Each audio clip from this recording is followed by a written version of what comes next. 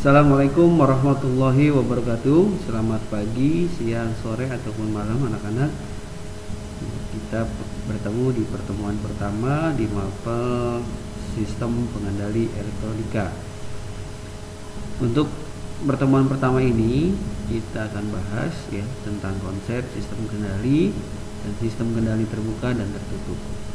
Baik anak-anak, marilah kita sebelum melanjutkan pelajaran mengucapkan basmalah dulu ya. Bismillahirrahmanirrahim. Baik.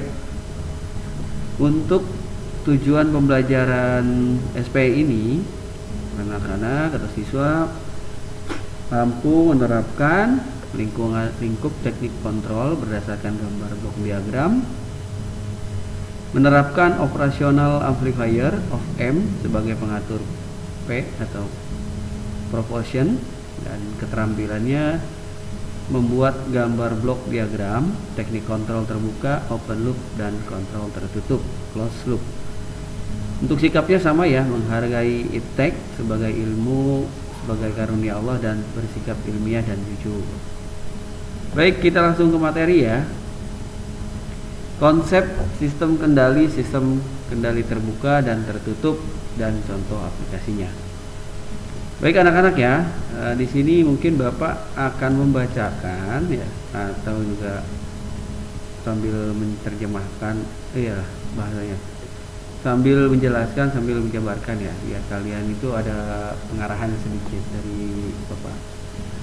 Definisi sistem kendali dalam kehidupan sehari-hari, sadar atau tanpa kita tidak sadari, kita terus bertemu dengan satu perangkat atau peralatan yang kerjanya terkendali secara otomatis, baik terkendali sebagian maupun keseluruhannya. Seperti saat mengendarai mobil, saat menggunakan mesin cuci, menggunakan handphone, dan banyak lagi yang lainnya ya.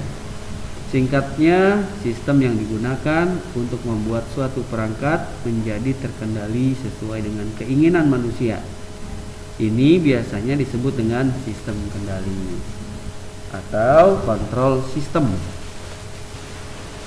Sistem kendali tidak hanya sistem kendali buatan manusia, tapi juga banyak sekali sistem kendali yang terjadi secara natural, mulai dari elemen terkecil tubuh manusia hingga kompleksitas alam semesta. Jadi sistem ya. Baik, lanjut ya ke paragraf berikutnya. Seberapa penting manusia memerlukan sistem kendali?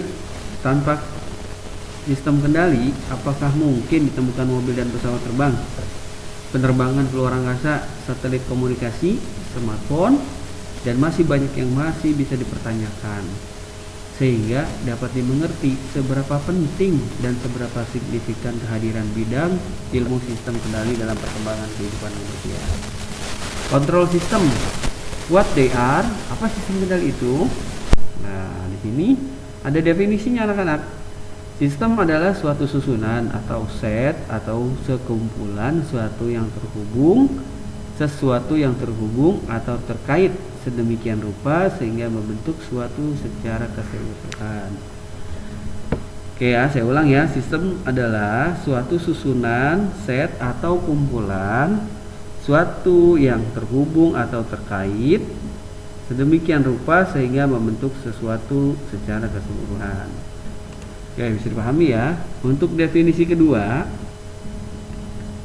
sistem adalah susunan komponen fisik yang terhubung atau terkait sedemikian rupa sehingga membentuk atau bertindak sebagai seluruh unit dalam satu kesatuan.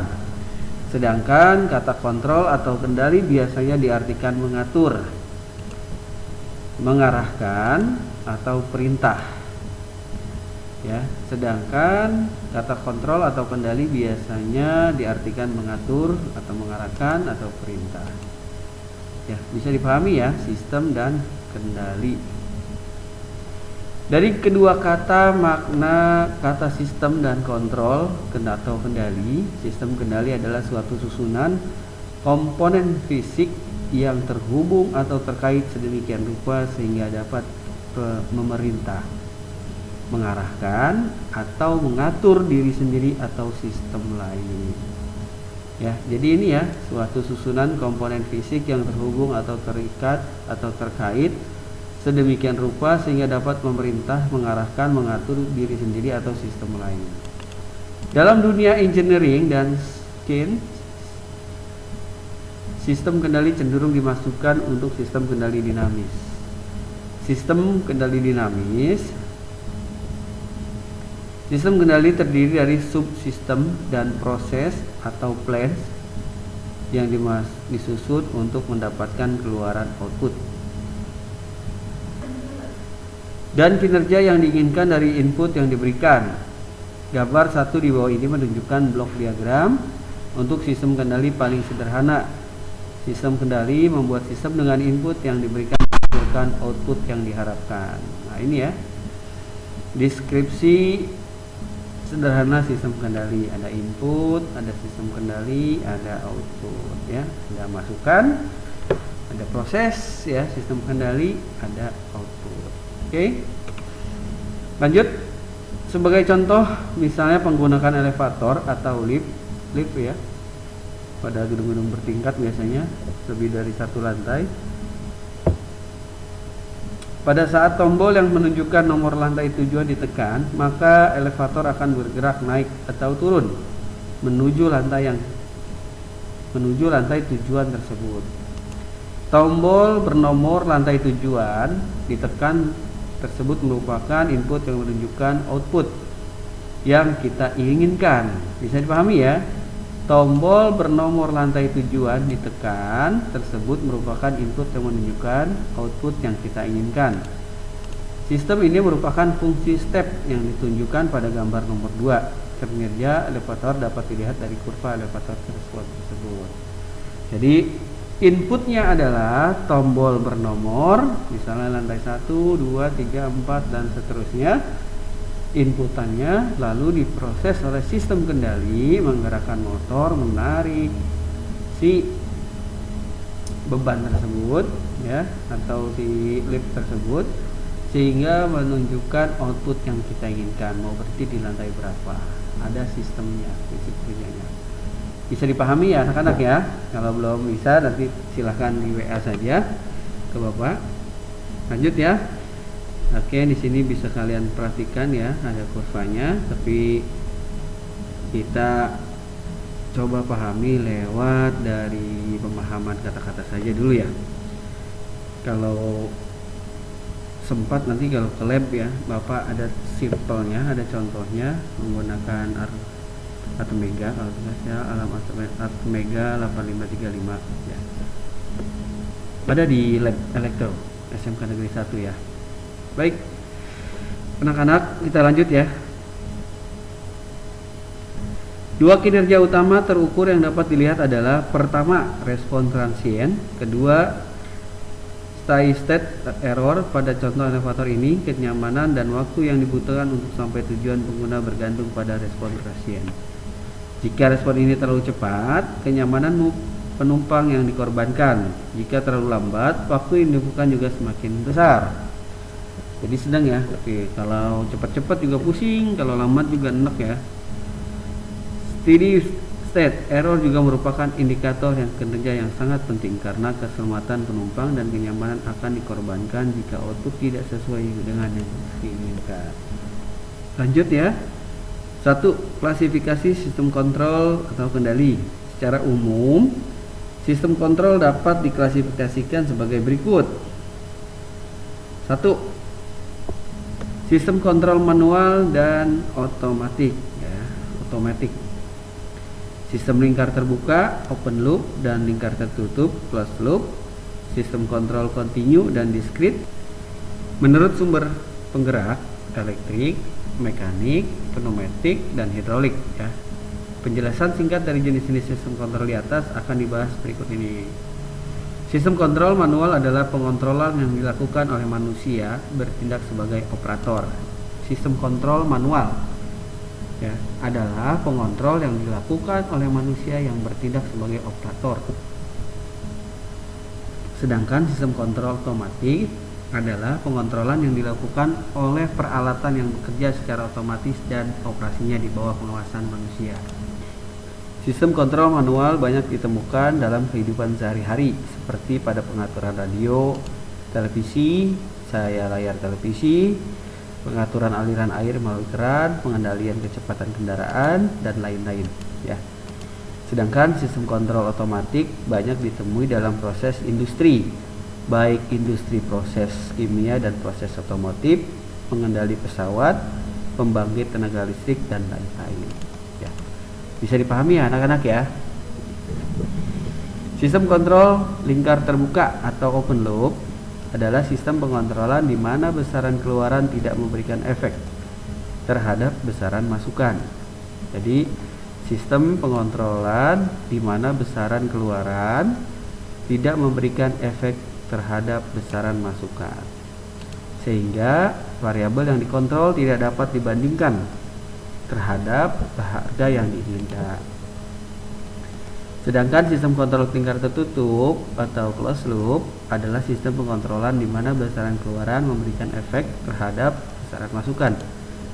Sistem pengontrolan di mana besaran keluaran memberikan efek terhadap besaran masukan, sehingga besaran yang dikontrol dapat dibandingkan terhadap harga yang diinginkan.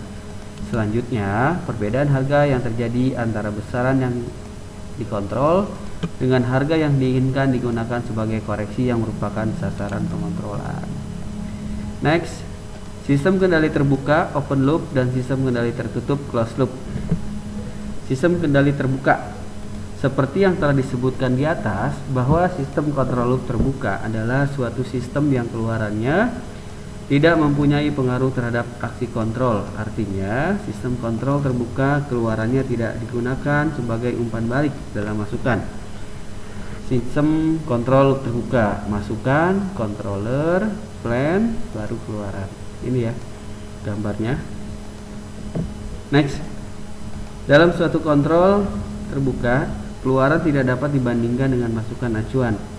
Jadi, untuk setiap masukan acuan berhubungan dengan operasi tertentu. Sistem kontrol terbuka tidak dapat melaksanakan tugas yang sesuai diharapkan. Sistem kontrol terbuka dapat digunakan hanya jika hubungan antara masukan dan keluaran diketahui dan tidak terdapat gangguan internal maupun eksternal. Oke, ini ada ciri-cirinya ya. Ciri-cirinya sistem kontrol loop terbuka sederhana, harganya murah, dapat dipercaya, kurang akurat karena tidak dapat koreksi terhadap kesalahan, berbasis waktu. Contoh aplikasi sistem terbuka: pengontrol lalu lintas berbasis waktu, mesin cuci, open listrik, tangga berjalan, rolling detektor pada bandara. Ya, bisa ya. Contohnya apa sih? Pengontrol lalu lintas berbasis waktu, ya. Terus mesin cuci, kalau kalian bisa atau punya mesin cuci di rumah, itu pakai loop terbuka. Open listrik, ya, pakai timer ya, bisa diatur gitu, dikendalikan atau dikontrol. Tangga berjalan, elevator ya. Rolling detektor atau pada bandara. Oke, sedikit lagi sudah selesai ya materi di pertemuan pertama ini. Nanti tolong kerjakan atau tolong tanyakan apa ya bila yang kurang jelas. Nanti silakan tanya WA, lanjut di kolom komentar juga boleh. Ya, bisa langsung hubungi Bapak juga langsung boleh ya. Baik, anak-anak silakan kerjakan tugasnya ya di buku catatan, kirim via WA juga boleh, dan di diskusi juga Bapak timbulkan ya, Bapak angkat yang di tugas ini. Di evaluasi tugas juga sama, ini soalnya nanti silakan dikerjakan ya, dikirim ke Bapak dan diisi di diskusinya. Baik, itu aja ya mungkin yang Bapak dapat sampaikan di pertemuan pertama ini dalam pelajaran sistem pengendali elektronik. Terus next insya Allah kita lanjut di pertemuan kedua. Untuk judulnya konsep sistem kendali terbuka dan tertutup. Akhir kalam kita akhiri dengan membaca hamdalah bersama-sama. Alhamdulillahirabbil alamin. Sekian dari Bapak. Wassalamualaikum warahmatullahi wabarakatuh. Bye bye.